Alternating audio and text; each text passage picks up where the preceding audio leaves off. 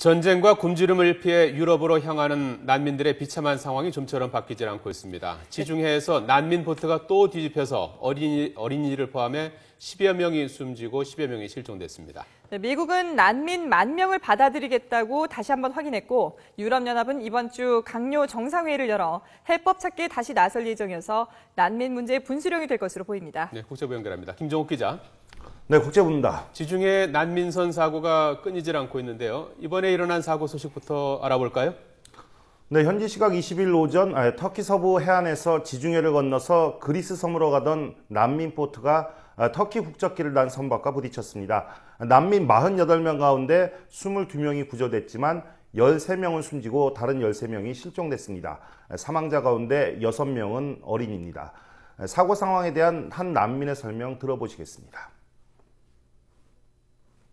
نص البحر غرق عطل الماطئ وقبلنا نصعد بيه بحوالي 6 شقوق بالليل قاموا يتيبون بيه يعني يسووا له رقع.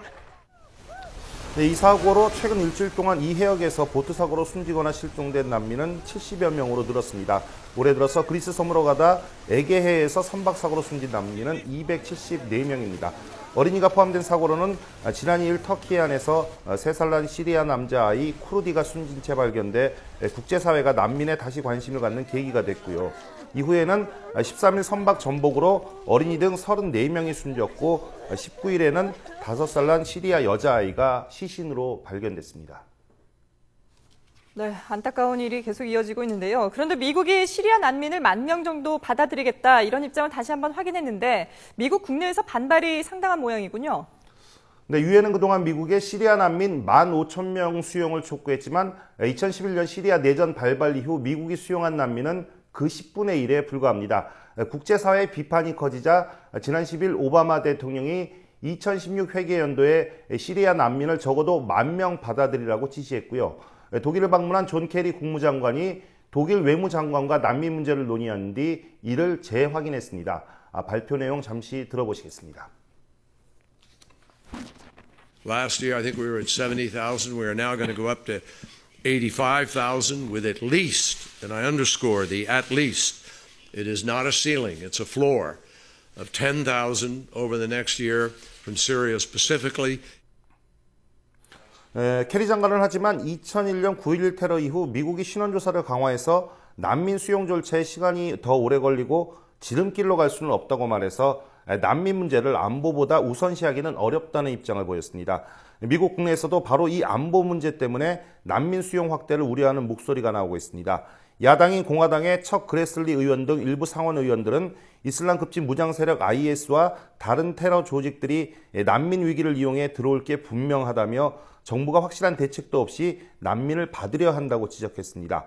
4년 전 이라크 난민으로 미국에 들어온 주민이 테러 단체 알카에다 대원으로 밝혀졌는가 하면 최근에는 IS 대원 4,000명이 난민에 섞여서 유럽에 잠입했다는 보도까지 나와서 불안감이 커지고 있습니다. 이번 주에 유럽연합 강요회의와 정상회의가 열려서 주목됩니다만 현재 각국의 엇갈린 의견을 보면 해법 찾기가 쉽지 않아 보이죠? 네, 그렇습니다. 일단 현지 시각 22일 열리는 EU 내무장관 회의 그리고 23일 정상회의 핵심 내용은 각 회원국이 난민을 얼마나 또 어떻게 나눠서 받아들이느냐 하는 것입니다. 장 클로드 융커 EU 집행위원장은 이탈리아와 그리스, 헝가리에 온 난민 16만 명을 회원국에 강제로 나눠서 수용하는 방안을 이번 회의에서 합의하라고 촉구했습니다. 서유럽인 독일과 프랑스, 스페인은 제안을 환영하면서 회원국 동참을 촉구했습니다. 하지만 동유럽인 헝가리와 체코, 슬로바키아, 루마니아, 폴란드 등은 난민 수용 목표를 각국이 실정에 맞게 자발적으로 정해야 한다며 강하게 반발하고 있습니다. 일주일 전 열린 EU 내무 법무장관 회의에서 강제 할당 방안이 논의됐지만 합의되지 못했습니다. 따라서 이번 연쇄 회의에서는 동유럽의 반발을 무마하기 위해서 난민 수용을 탄력적으로 할당하는 방안이 논의될 것으로 보입니다. 또 동유럽 여러 나라가 국경을 통제하거나 난민을 돌려보내는 것을 놓고 논란도 예상됩니다. 올해 유럽행 난민은 이미 그 어느 해보다 크게 늘어서 연말까지 80만에서 100만 명이 들어올 것이라는 전망도 나오고 있습니다. 지금까지 국제부에서 전해드렸습니다.